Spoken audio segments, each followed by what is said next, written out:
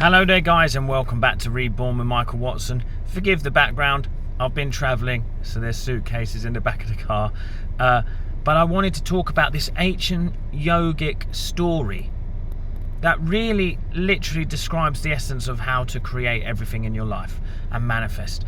So this story I'm going to break down today. Before I do that, if you like to learn about spirituality and have it simplified so you can actually use it in your own life, then consider giving me a subscribe, which is at the bottom right of your screen.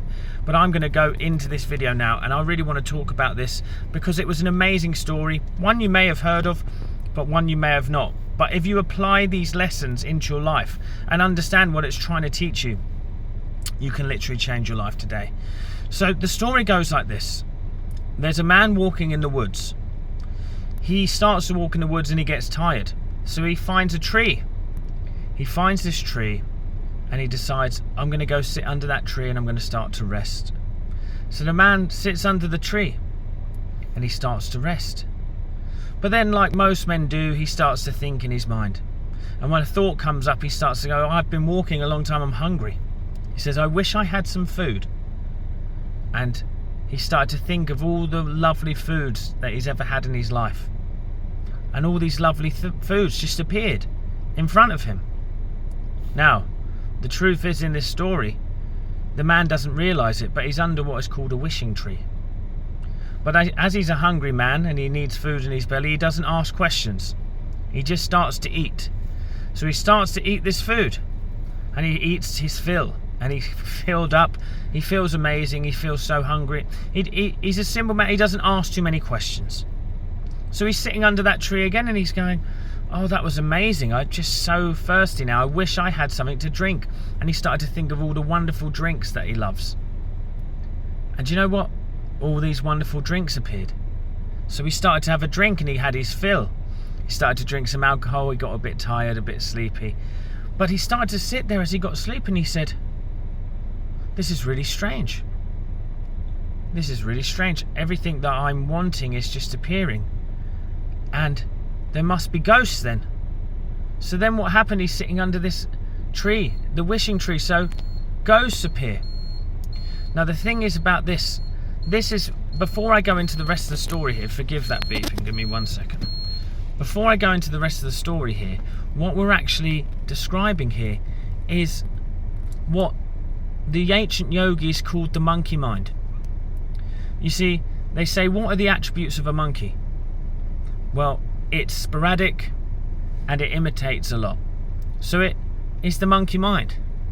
And what this man had here was a mind that was sporadic. It started to wonder, question, fearful. It wasn't focused on what it wanted. So because it wasn't focused, because it wasn't trained, it started to veer off. So he said, oh my gosh, where's all this stuff coming from? This can't be real. There must be ghosts here. So ghosts came. And then when he saw the ghosts, he became frightened. And he said, oh my God, there's ghosts. They're going to attack me. So the ghosts started to attack him.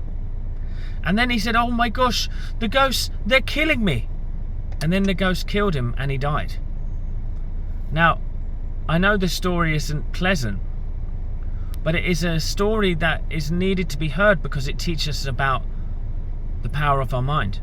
Now, here's the interesting point about this story. When you study the story and the lesson deeper, it actually says that we can become the wishing tree. Now, the interesting thing is the tree with the roots and the branches, you can start to look like the brain's electromagnetic signatures. You know, it can look like the firing and wiring of the brain. So we become the wishing tree. So what this lesson is actually teaching us here is, when we do not teach ourselves to be focused, teach our mind alignment, when we let our mind wander and we're very reactionary to life, we start to create from any energetic standpoint. You see, what I've been teaching and what I've been trying to tell people is exactly this. We must become the master of our emotions. Because you see, once the thoughts, the body, the emotions and the energy are aligned, you are the wishing tree. Then at that point there, you can literally manifest your desires without really having to lift a finger. Obviously, action on top of that is going to speed up the process. But once you align these things, once you learn how to really focus your attributes of creativity, you will create everything. So in this video, I'm trying to tell you about this lesson to teach you.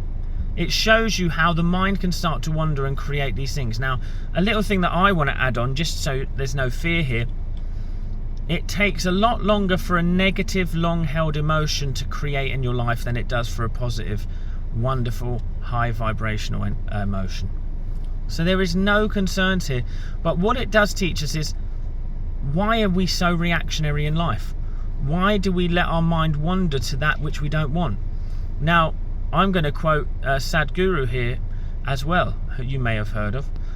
But he then goes on to say something about this teaching when he spoke about it first. And he said, the simple man who goes into Shiva's temple and he says, Shiva, I want a house. Bring me a house. I don't know how, but I trust you. It is that kind of mind, the childlike mind, that creates so magically. Because what I talk about and what I'm bringing to it is there's no resistance. You see, we take everything in life way too seriously. So that's why I've been on a mission to teach people how to notice and deal with their energy. You see, the fact is when you are non-reactionary and you start to release and let go of any of these problems of reaction, because basically all you're reacting to is your feeling towards it. You're just having a feeling towards a situation. Once situations don't have a lot of meaning to you, you can start to add meaning to them. That's how you become the wishing tree. Because no longer are you tied down by your reactions or by your thoughts of how life should be. You just see a situation and then you approach it with the energy you wish. This is how you align the thoughts, body and the mind and the energies together. Once we do that, you will create. You see, this is the story. So the thing is now is, where is your mind focused? Are you constantly thinking about your problems? Are you constantly worrying about what's happening? See, I've had a lot of people who've come to me on some of my videos and said, I've been doing this for years and it doesn't work for me. Well, the interesting point of that message alone, it shows me that they are still very reactionary to the outside world. And I say to them yet again, and I say it to you, make it about how you feel rather than about creating something. When you make it about an end result of creation, you become the ego. You're not going to create wonders in your life because it's all about getting something.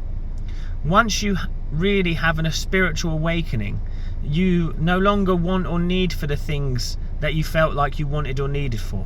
And they just come to you miraculously anyway. So if you're looking for abundance, align your mind, claim it to be yours, let it go and find joy and peace in your life in all areas. Do not react to life. Become the wishing tree. Because then when you wish for food, when you wish for love, when you wish for abundance, when your mind thinks about these things, it will come to you. I've noticed this in my own life. When I've started to notice that life is not responding how I want it to, I just align my mind towards that end again. And it comes so quickly now because I've spent years and I've created a lifestyle of living from a place of peace. Find peace in your heart and mind and you'll find it in every area of your life. I hope you found this video helpful. I'll see you at the next one, guys. Cheers.